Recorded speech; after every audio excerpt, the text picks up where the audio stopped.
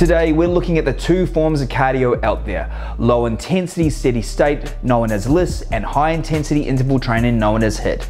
We're going to look at how each of the approaches work on a physiological level, and of course what everyone wants to know, the effect that each have on fat burning and which is best for your fat loss goals.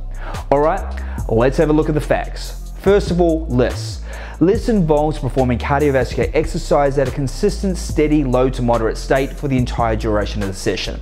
It requires your heart rate to be sitting somewhere between 60 to 70% of your max heart rate. You're warm, but you're not sweating, and you can still hold a conversation during the session itself. Due to the pace of low intensity steady state, this cardio method requires oxygen as the energy source. Oxygen is taken into your body with each breath, which binds to your fat stores to be burnt as energy. This is what's known as the fat burning zone, as oxygen and fat is what's required to fuel the activity. If you were to increase the pace, moving out of that low to moderate pace and increase your heart rate, your body will move into another energy source, swapping from using fat as fuel to using carbohydrates instead, which is how HIIT works. High intensity interval training requires short intense bursts of activity, pushing your heart rate up to 80 to 95% of max, then returning to a lower recovery state, repeating this burst and recovery process for a set time duration. This would involve activities such as bursts of sprinting followed by a lower, slower recovery pace. As mentioned, the fuel source when performing HIIT is carbohydrates, which is why LISS held the pole position for best form of fat burning cardio for so long, because it's the fat stores that are directly being used as fuel. Now, while this is true, fat is being burnt as fuel during LISS, HIIT is believed to burn more calories overall during the session itself, but mainly due to the EPOC effect that occurs post-HIIT. EPOC, or post-exercise oxygen consumption, has the effect on your body that will have you continuing to burn calories hours even after the session has ended, due to the fact that you'll be consuming more oxygen than normal.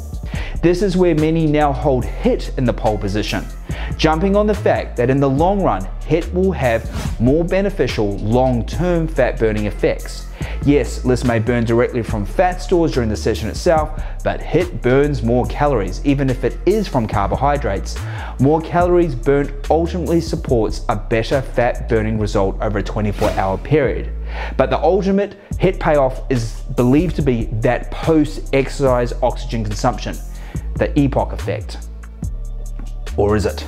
Now, before you place HIIT in that fat burning first place pole position, we need to answer a very important question that often just gets overlooked or lost in the hype.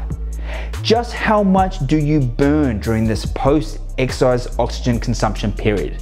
Just how many calories am I burning from my fat stores while I lay here on the couch after my session?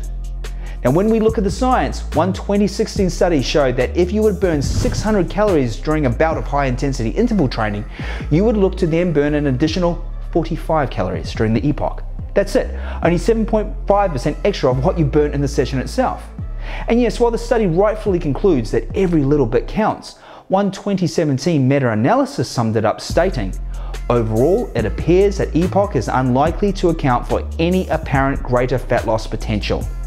The science recognizes and backs EPOC, the effect, all the way. However, it's clear not to get caught up in the hype that EPOC is some epic fat burning magic. Remember, far more important than the minimal calories burnt in the EPOC is the actual calories one burns in the cardio session itself, whether that be HIIT or LISS. The next point that I think needs to be addressed and which cardio is best for you is which cardio type works best in with your resistance training. It's very unlikely, or at least shouldn't be the fact, that you would be performing cardio with the view to be burning fat without simultaneously following a resistance training program. What you need to be aware of is how is your choice of cardio affecting your weight training. Low intensity steady state cardio is exactly that, low intensity. If you're a healthy individual, it has next to no stress on your central nervous system. Its effect on localized muscles involved and used in the cardio activity itself doesn't interfere with recovery, and if anything can actually help by providing blood flow and helping shift any remaining metabolic byproducts still present from previous weight training sessions. You'd have to have an extreme amount of post-exercise muscle damage present for LISS to interfere with any recovery processes. HIIT, on the other hand, isn't so user-friendly. HIIT is high intensity, which automatically is stressing your central nervous system. Now, don't get me wrong, CNS stress is what we do every time we weight train.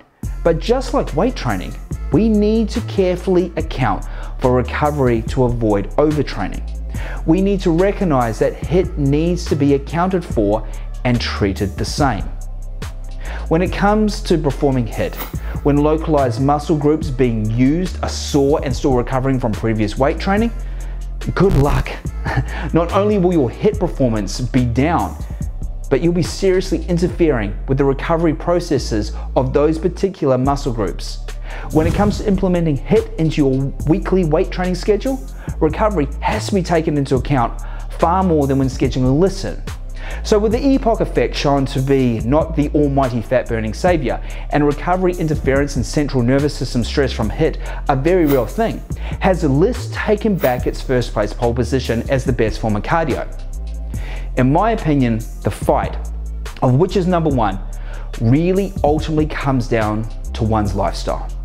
Even if LISS is less strain on your central nervous system, it's going to be useless if the individual is so time poor that they can't perform the length of time of LISS required to reach the fat burning quota. Finding a way to schedule shorter but equally calorie burning HIIT workouts in and around someone's busy week is going to be best. Likewise, if someone is following a full-on aggressive weight training program, LISS is the best call to make, to be sure not to interfere with any localized muscle recovery. The ultimate take-home point here, guys, is both methods burn fat and both have their pros and cons. Simply, the best method is the one that you are going to be able to perform consistently. Now, while we're battling it out over here between LISS and HIIT, and appearing to actually come to some equal ground here, remember, above all else, more important than the cardio method you use is the food you eat. No method of cardio can ever beat a bad diet. Fat loss should always be addressed from a calorie deficit first and then enhanced by further exercise, including LISS, HIIT, or a combination of both.